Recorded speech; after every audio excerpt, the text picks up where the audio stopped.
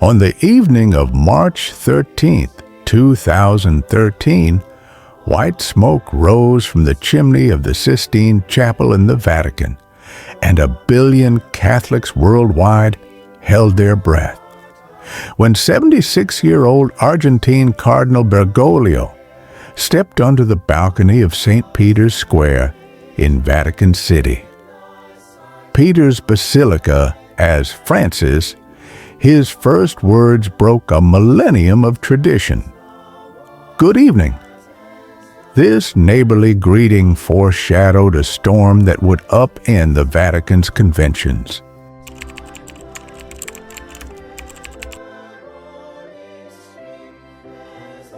In the winter of 1936, Jorge Mario Bergoglio, son of Italian immigrants, was born in the Flores slum of Buenos Aires. His father, Mario, worked as an accountant for the railway, while his mother, Regina, supplemented the family income with sewing. In his childhood memories, the sound of his grandmother Rosa's rosary beads was clearer than church bells. She told him, "Saints aren't marble statues. They're the ones who bandage the wounds of beggars." At 21, pneumonia nearly claimed his life. Doctors removed 3 lobes of his right lung, but Sister Maria, a nurse, secretly administered an overdose of penicillin in the dead of night. "My soul was wandering between life and death," he later recalled, "until I heard the soft chant of Ave Maria by my bedside. I knew God wanted me to live to love the abandoned." After qualifying as a chemical technician, Bergoglio worked in a laboratory at the University of Buenos Aires, mixing reagents. But in 1958, he shed his lab coat and entered a Jesuit seminary. Test tubes can explain molecular structures, but not the tears of a homeless man. He wrote in his diary. Ordained a priest, he adopted the alias Father Gerardo and slipped into the barrio slums weekly. There were no church pews, only addicts listening to him read the Gospel of Matthew amidst garbage heaps. An AIDS patient once asked, "Will God despise the needle marks on my body?" Bergoglio draped his robe over the man's ulcerated legs and replied, "Christ's wounds run deeper."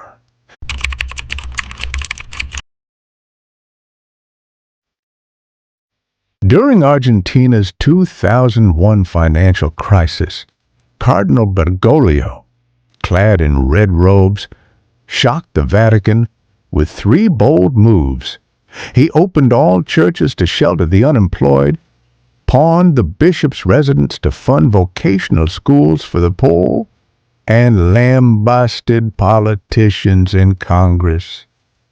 "You've turned the nation into a casino, yet expect the poor to pay with their blood and sweat."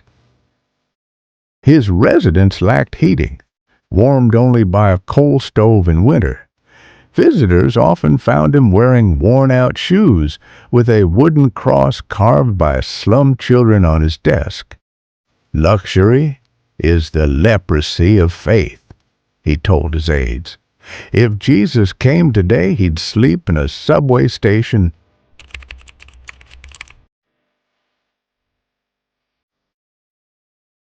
On his first night as Pope, Francis pushed open the gilded doors of the Apostolic Palace and walked to the clergy guest house, Casa Santa Marta. "It's closer to the kitchen, easier to make coffee for guests," he quipped. Each day at 4:45 a.m., he kneels in a simple chapel, meditating on the Gospel of Luke, then celebrates Mass in Spanish, Italian, and Neapolitan dialect. where homeless people and diplomats receive the Eucharist side by side.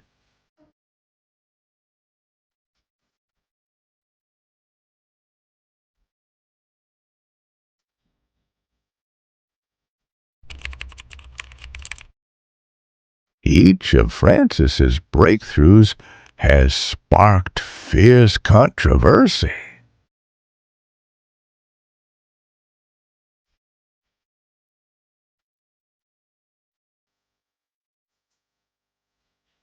Reform isn't a dinner party, he admitted privately, but if we feel shedding blood or sweat, how are we different from the Pharisees?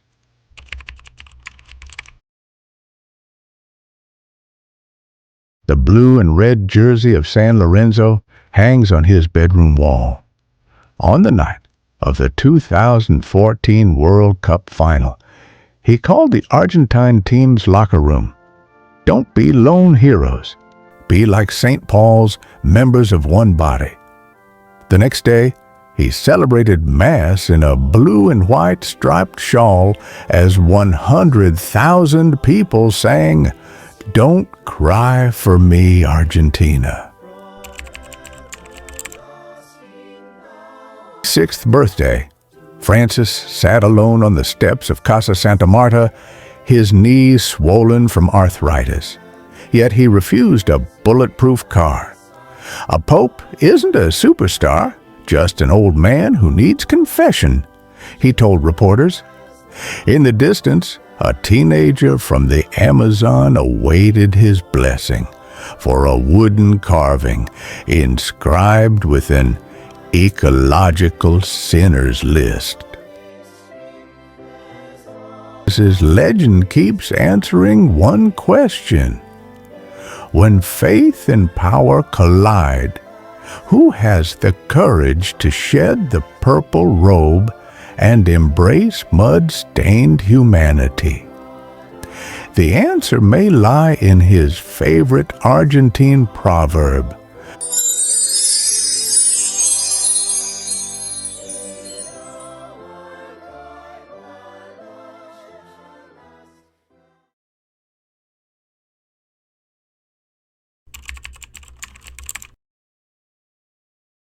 ordain, to officially appoint or consecrate someone as a priest or minister, to decree or establish by authority.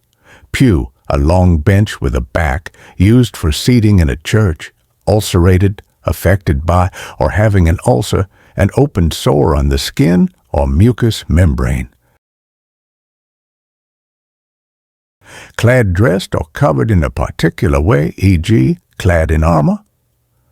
Paw, a person used by others for their own purposes. Also, a chess piece of the lowest value or an item pledged as security for a loan.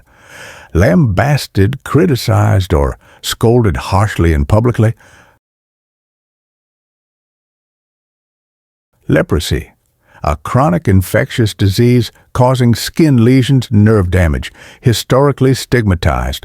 Gospel, the teachings of Jesus Christ and the apostles, also one of the 4 books of the New Testament, Matthew, Mark, Luke, John.